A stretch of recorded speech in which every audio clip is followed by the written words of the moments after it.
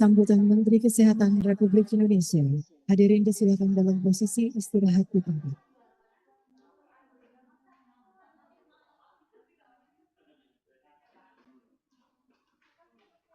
Menteri Kesehatan, Partai, Bapak Ibu Eselon 1, Kementerian Kesehatan, hadirin sekalian, baik yang luring maupun yang daring. Assalamualaikum warahmatullahi wabarakatuh.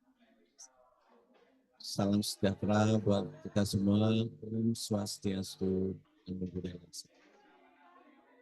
Bapak Ibu, hak setiap rakyat Indonesia ada di pasal undang-undang, ada di pasal 28 dari Undang-Undang Dasar 1945. Dan salah satunya di pasal H disebutkan bahwa setiap rakyat Indonesia itu berhak untuk mendapatkan pelayanan. Setiap rakyat Indonesia berhak untuk mendapatkan dari hak rakyat Indonesia. Siapa yang harus memberikan layanan kesehatan tersebut dituliskan juga di pasal 34 ayat 3 Undang-Undang Dasar Negara Republik Indonesia tahun 1945. Bahwa kewajiban negara untuk memberikan layanan kesehatan.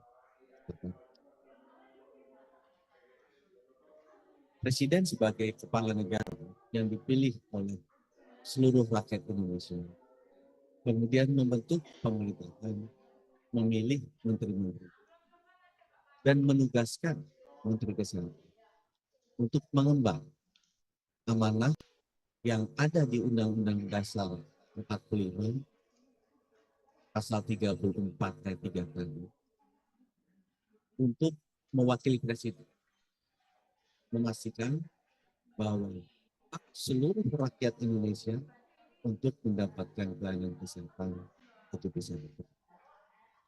Tugas dari Kementerian Kesehatan yang diberi amanahkan oleh Bapak Presiden sebagai kepala pemerintahan dan sekaligus juga kepala yang tugas.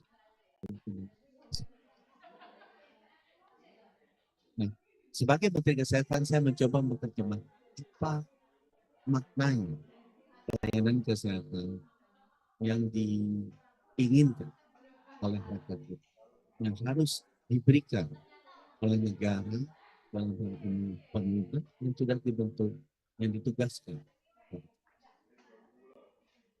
Tapi menerjemahkan bahwa rakyat itu membutuhkan layanan kesehatan yang mudah akses, dimanapun dia berada, bagus kualitasnya, dimanapun dia berada, dan terjangkau dimanapun.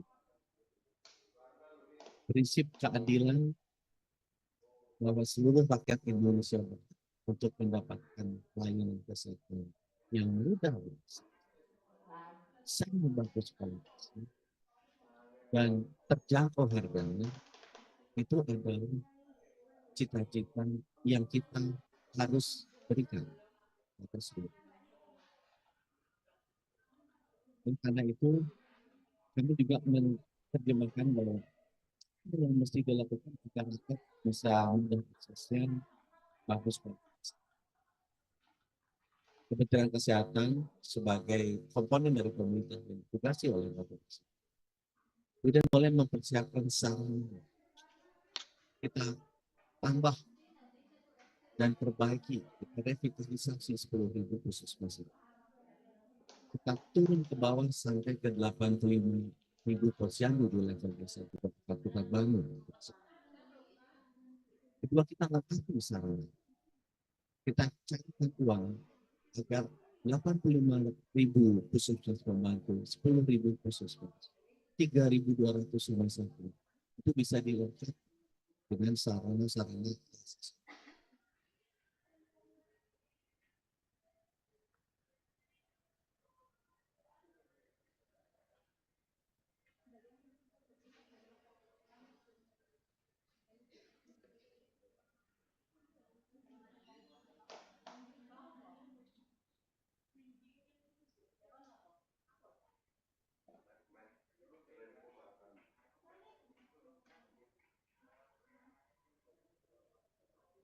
bersyukur dengan 70 dokter-dokter terbaik Indonesia di rumah itu.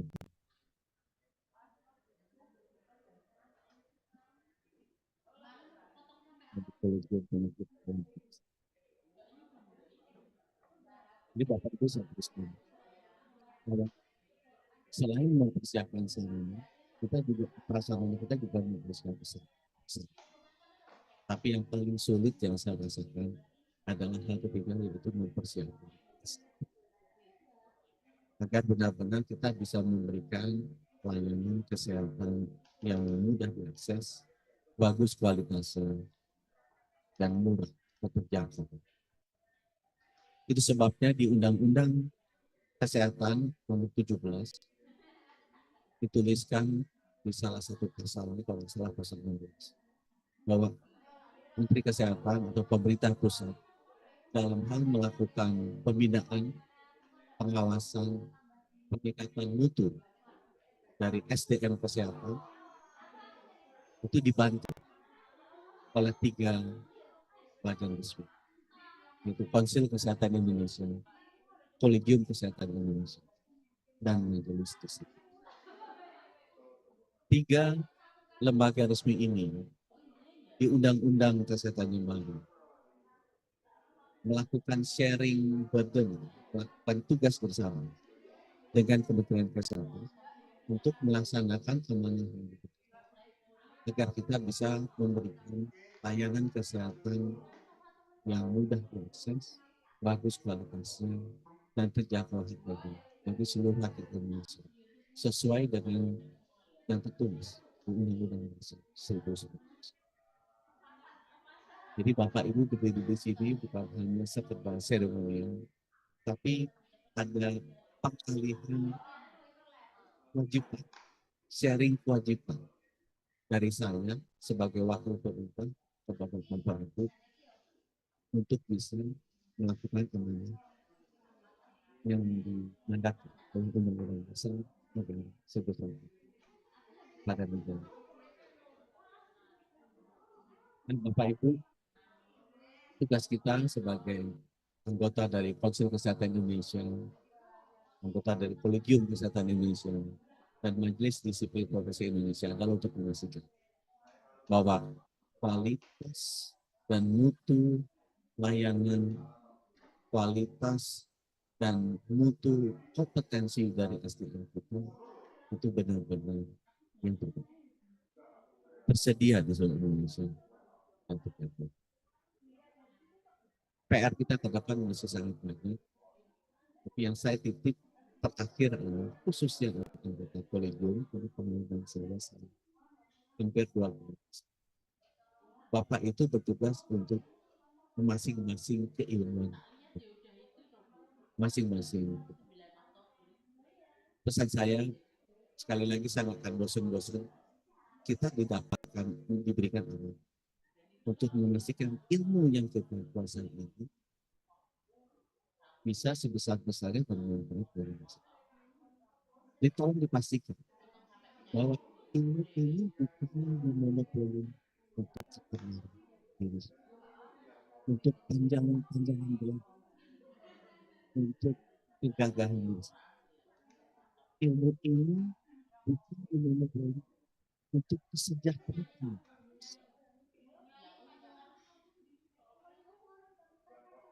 Ilmu ini harus kita terus bina dan harus kita sebarkan agar bisa memberikan dampak yang besar.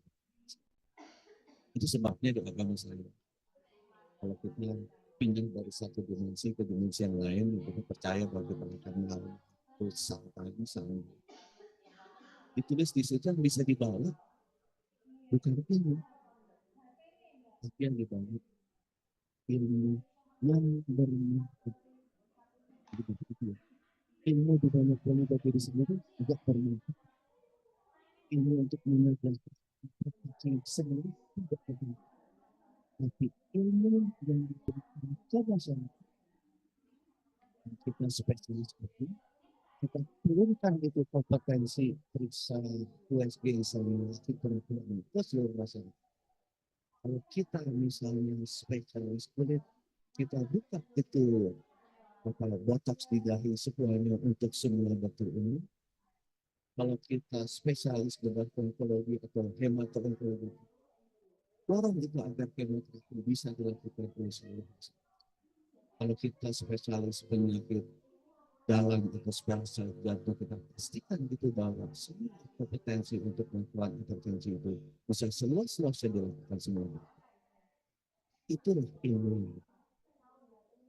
Itulah sesuatu hal yang kita bisa lakukan dimensi ini selesai tugasnya di dimensi ini. Ilmu ini bisa kita sebaik-baik manusia dalam manusia berbentuk. Terima kasih, selamat bertugas. Wassalamualaikum warahmatullahi wabarakatuh. Om Santi Santi.